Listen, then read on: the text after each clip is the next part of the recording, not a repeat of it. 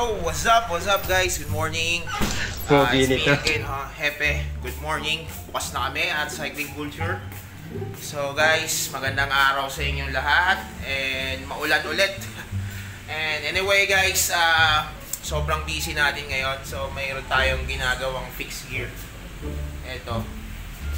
Ang gagawin dito guys, gustong gawin ng may-ari na road bike yung fixed gear niya. So nilagyan niya ng mga caliper.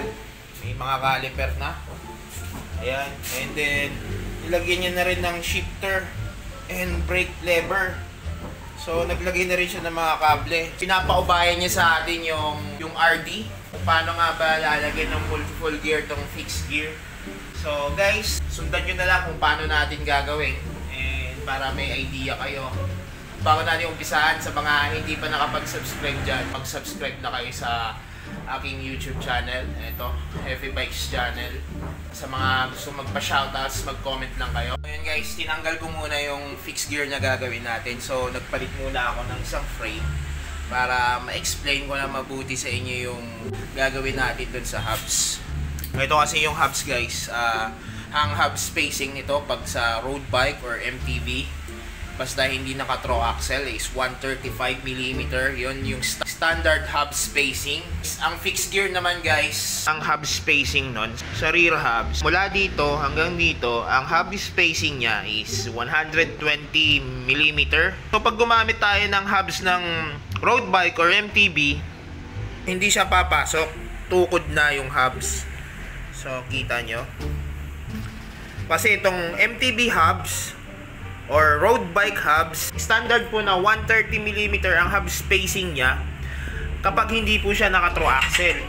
So pag quick release lang po, standard is 130mm.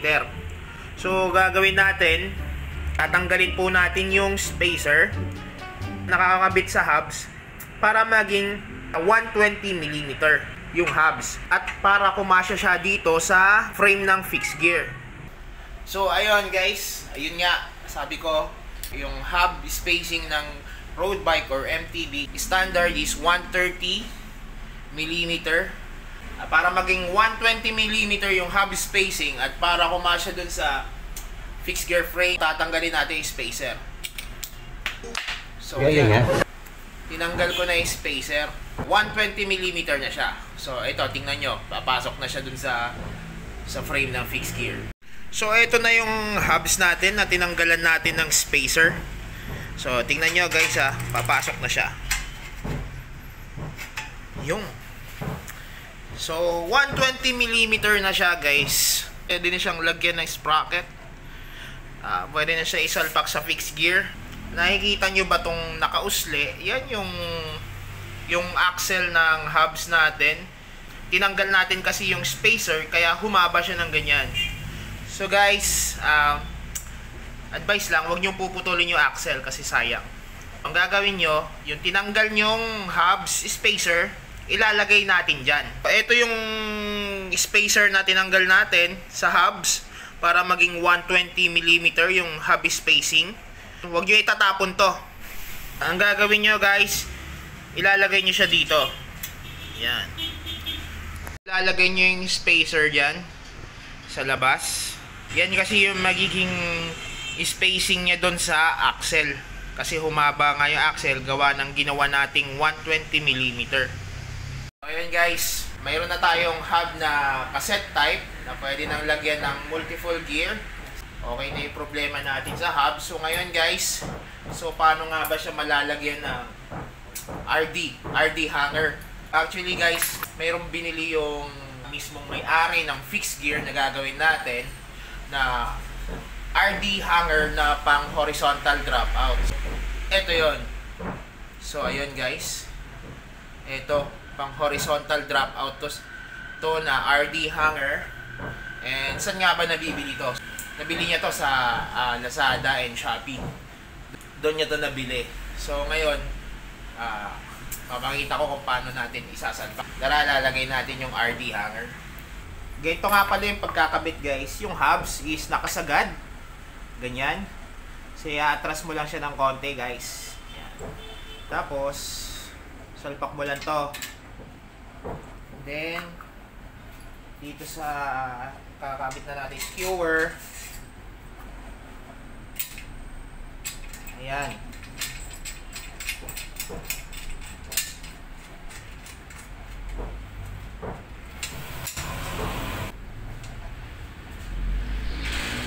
So, ayan guys. Naisalpak na natin yung hubs. Ayan. So, ayan, may RD hanger na. Meron ng hubs. Pwede na nating isalpak dun sa isang bike.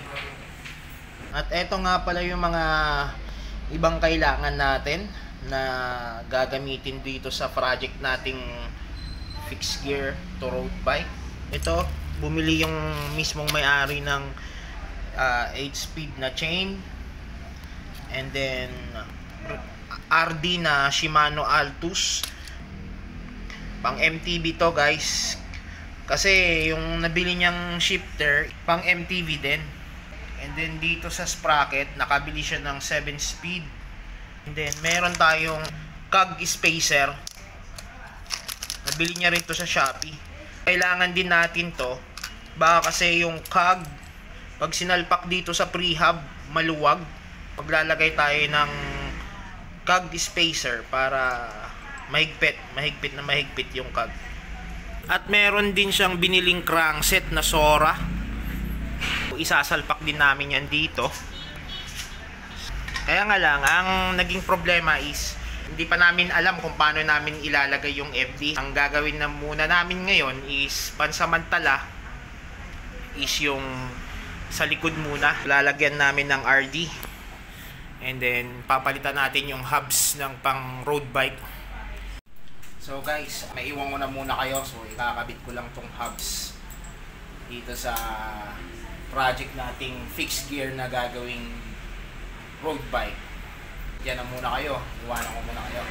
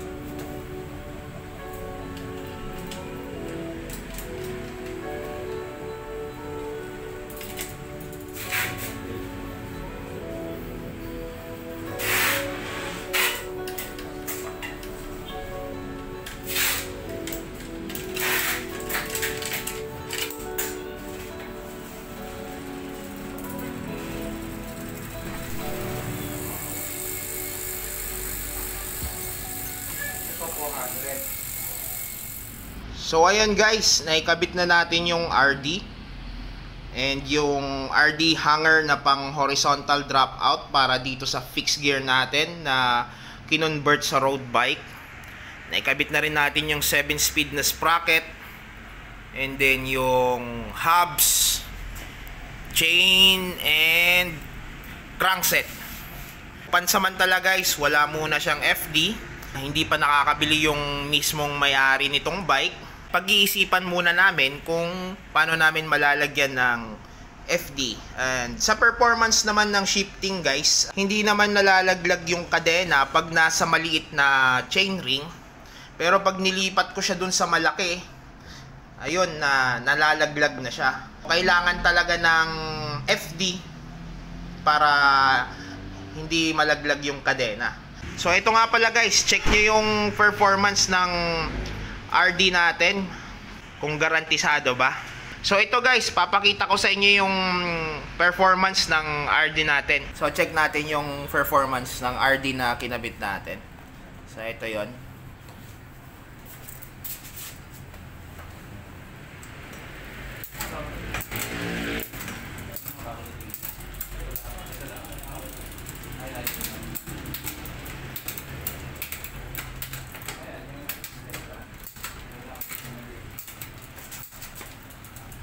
Wala rin siyang sabit.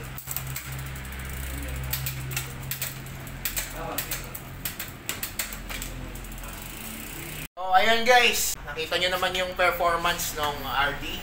So, garantisado naman siya. So, ngayon, itong fixed gear na to is ganap na road bike na. Wala nga lang siyang FD. Siya nga pala guys, pag naka-fix gear kayo at kinonvert nyo sa road bike. So, ito nga lang pala yung magiging problema. So, yung kable nyo, ayan, naka-strap lang. And then, although may nabibili namang cable clip sa Shopee or Lazada para lang ma-clip yung mga kable, ito naka-strap pa rin. So, yun lang naman. Kasi ang fixed gear guys ay wala talagang lagayan ng kable. Ayan, so naka-strap lang yung mga kable nyan. So, ayan lang yung magiging disadvantage pag yung kinonvert nyo yung fixed gear nyo sa road bike. So, ayun guys, I hope na sundan nyo yung pamamaraan na ginawa natin dito sa fixed gear kung paano siya gawing road bike. Pero honestly, kung may budget lang din kayong napambili talaga ng frame na pang road bike, ganun na lang yung gagawin nyo. Pang road bike is pang road bike talaga. Pag fixed gear, pang fixed gear lang talaga. Ginawa lang namin talagang road bike tong fixed gear dahil sa kagustuhan lang ng may-ari. Ayun, sana na nasundan nyo yung pamamaraan natin. And siya nga pala, bago tayo magpaalam, shoutouts nga pala sa mga ano natin, sa mga fans natin. Check nyo na lang yung mga name nyo dito. Ayan.